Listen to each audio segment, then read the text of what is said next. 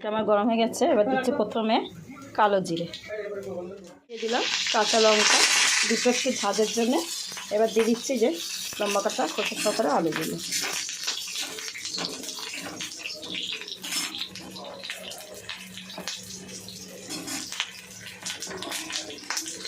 আলুগুলো ভেজে তারপর ডাটাগুলো দেবো।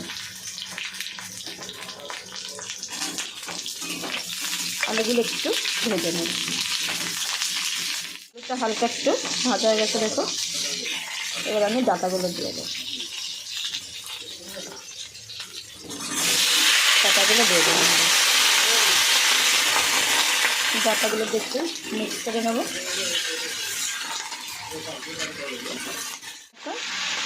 নুন দিয়ে দিল। এবার দেবো হলুদ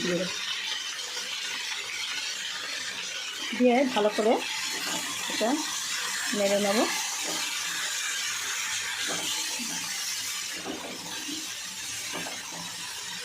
ঝালের জন্য আমি আবার চেরা কাঁচা লঙ্কা দেবো এর মধ্যে।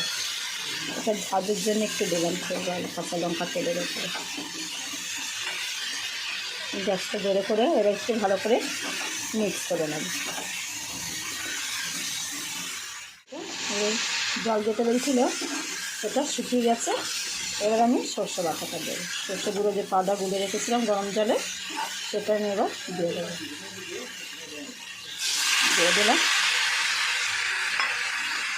ভালো করে আবার মিক্স করে নেব।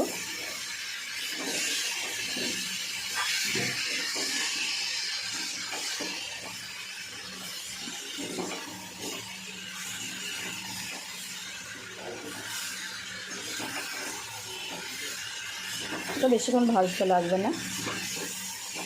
এখানে একটু মিশিয়েই আমি জল দিয়ে দেবো।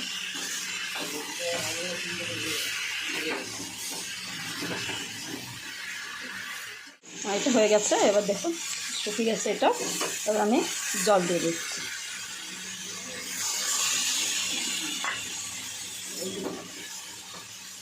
ডাটাগুলো সেদ্ধ হবে সেই পরিমাণে জল দেবো, তাহলে মশলাগুলো ডাটার ভিতরে ঢুকবে না। একটু জলে একটু চুববে।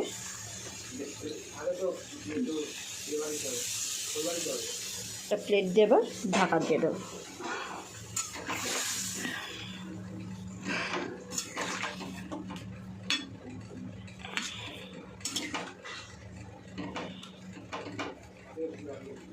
একটা প্লেট দিয়ে এবার ঢাকা দিয়ে দেবো। এর জন্যে এই যে চারটে দেখুন, এগুলো উড়িষ্যার লঙ্কা, কালো কালো লঙ্কা। এটাকে আকাশের দিকে উঁচু হয়ে থাকে এই লঙ্কাগুলো। এই ঝাল লঙ্কাগুলো দিয়ে দিচ্ছি। খুব একটা ঝাল না, আবার ঝাল খারাপ নেই এগুলোতে, কম করেই দিলাম এর জন্য। ফুটছে, এটা একটু মিক্স করে দেবো।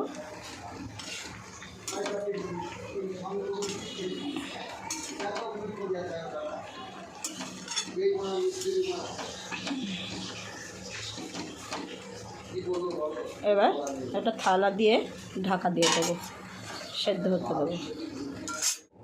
ফিরে এসে দেখি কতটা।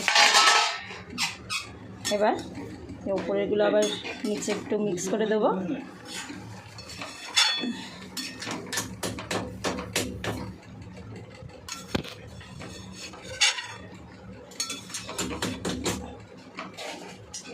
আলু সেদ্ধ হয়ে গেছে। এখন যা জল আছে আর একটু সেদ্ধ হবে। আবার একটু ঢাকা দিয়ে রাখবো কিছুক্ষণ। ঢাকা দিয়ে 5 মিনিট মতন ধিমি আঁচ করে রেখে দেবো। এসে ঢাকা খুলে এবার দেখি। 5 মিনিট পর ফিরে আসলাম।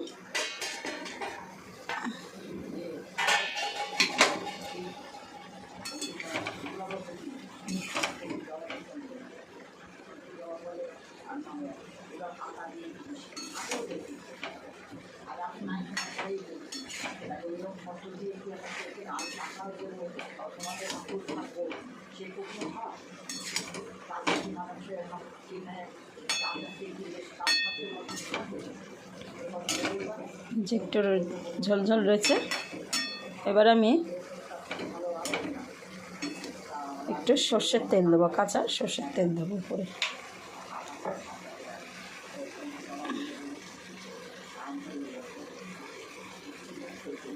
একটু সর্ষের কাঁচা তেল দিয়ে দিলাম।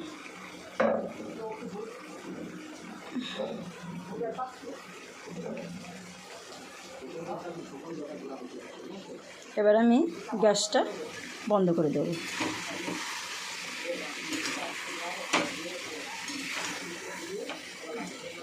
গ্যাসটা বন্ধ করলাম। এবার আমি একটা জায়গায় একটু ঢেলে নেব।